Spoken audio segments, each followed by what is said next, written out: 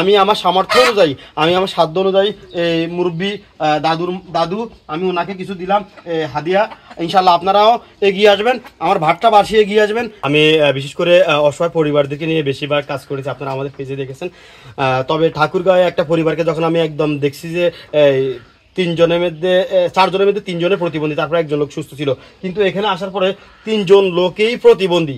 তাদেরকে আর্থিক সহযোগিতা করবে তাদের সেই মানুষটিও নাই, তাদের যে একটা ভিটা বাড়ি ঘর সেটাও কিন্তু নাই, তারা যে নিজের ঘরে থাকবে সেটাও কিন্তু নেই। বারবার হাত ধরতেছে, বলতেছে যে কি করবে, তারা আসলে নিজের বাসা নেই। তো আমি অনুরোধ করব আমার বাংলাদেশ দেশি এবং দূরপ্রবাস থেকে যত ভাই ব্রাদার আমাদের ভিডিওগুলো দেখছেন, আমরা স্ক্রিনে মতিন ভাইয়ের নাম্বারটি দিয়ে দিব বা ওনাদের সাথে কথা বলে আপনারা ওনাদেরকে আর্থিক কিছু সহযোগিতা করার জন্য অনুরোধ করব। আমি আমার সামর্থ্য অনুযায়ী আমি আমার সাধ্য অনুযায়ী মুরব্বী দাদু আমি ওনাকে কিছু দিলাম হাদিয়া।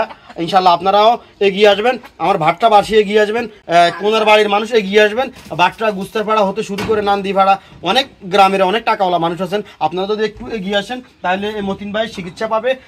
একটা কথা বলে রাখি, মতিন ভাই কিন্তু আসলে ভদ্র ভালো নম্র একজন মানুষ, কর্ম করে খাওয়া মানুষ, কিন্তু পা ভেঙে যাওয়ার কারণে এখন কর্ম করতে পারে না, এখন না পারে মানুষকে ভিক্ষা চাইতে। কিন্তু এই লোকটা কি ভিক্ষা চাইতে পারবে কিনা আসলে এমনও তো নয়।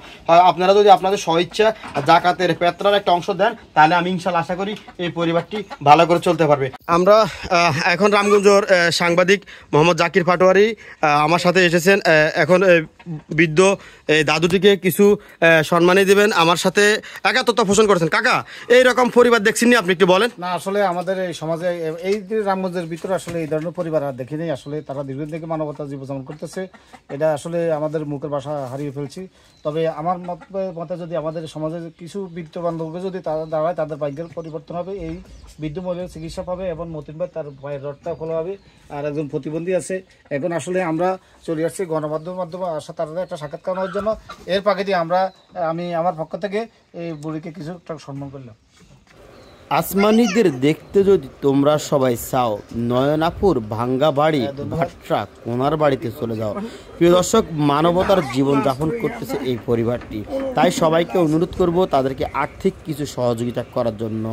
দেখতে পাচ্ছেন এই লোকটি একজন বয়োবৃদ্ধ মা এবং একজন এবং প্রতিবন্ধী তার স্ত্রীকে নিয়ে জীবন যাপন করতেছেন, মানবতার জীবন যাপন না পারতেছেন, খাবার দিতে না পারতেছেন, চিকিৎসা করতে, কারণ তিনি নিজেও একজন পা ভেঙে এখন তিনি পা প্রতিবন্ধী হয়ে আছেন। সবাইকে অনুরোধ করব এই পরিবারটিকে সহযোগিতা